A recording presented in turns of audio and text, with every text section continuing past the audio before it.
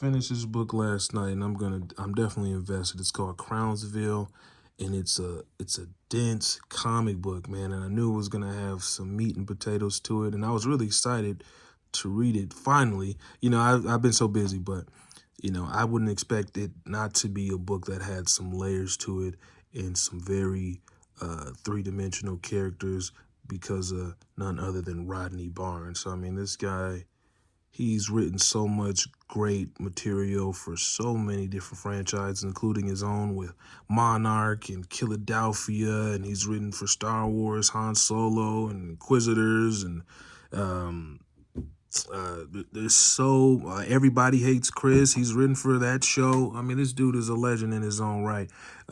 This is no different. This is about you know deals with race in a way. There's a asylum, a sane asylum, or this hospital that has been wrongfully experimenting on black men, women, and children. Think of Tuskegee syphilis studies and how they wrongfully injected black people with syphilis, and it's no different in this story. And it makes me think about those things and how you know America, when people were fighting against, the government, when they were trying to, fight for civil rights, and the black people were not only fighting racist ideologies out in the public, but also the government. And you think about how powerful racism was back in the day and how it permeated into all types of facets of the country, in all areas of the country, and probably, I mean, housing. The housing is definitely one where racism permeated into, but not only that, but health, doctors, you know what I'm saying? Dentistry. It's crazy. And it makes me think about when yeah, this is really good book. It makes me think about when I was listening to Chris Rock talk about how when he was getting his teeth done, or when his mom was getting her teeth done and she went to the dentist, they didn't get to go to the dentist. They had to go to the veterinarian to get their teeth done.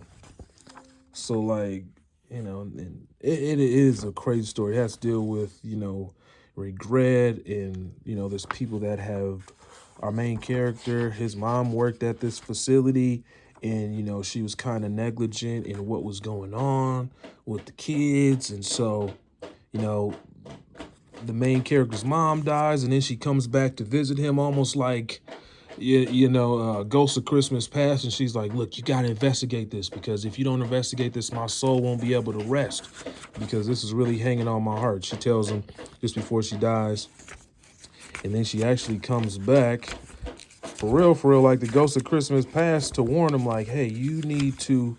You know what I mean? And all the kids are screaming. She's like, "You need to come back. You need to go back to Crownsville and resolve this, because if you don't resolve this, I'm basically gonna be in purgatory." So it is wild, man. It is wild, and I should have said spoiler. But I'm kind of going on a rant, but I'm kind of not. But this was a really good story. This was just issue one. I was on the fence about it because I was getting other stories, and I got other comics that are series also as well. So it's like, man, which series I'm gonna pick? I'm already knee deep in other series, and um, so I was like, but this is good though. This is really good. Finally, finally sat down and read it, and now I'm thinking, damn, I should have just got the other issues. So the next issue would be issue two, of course, but issue two is all sold out. So I'm just going to wait and get the trade paperback. I think it's a 6-issue series, but this is great, man. And I would definitely suggest this to anyone who wants to read a comic that really has some layers, some think pieces with three-dimensional characters that feel like they've really been through some stuff. And it's actually interesting because there's a character in this story that reminds me of Rodney Barnes. He actually looks just like Rodney Barnes. I would be, you know what I mean? I'd be surprised if the artist who was drawing this didn't kind of take some liberties from Rodney Barnes, because he's a very interesting guy in itself. Just, you know, separate him from talking about comics and stuff. He's actually an interesting character.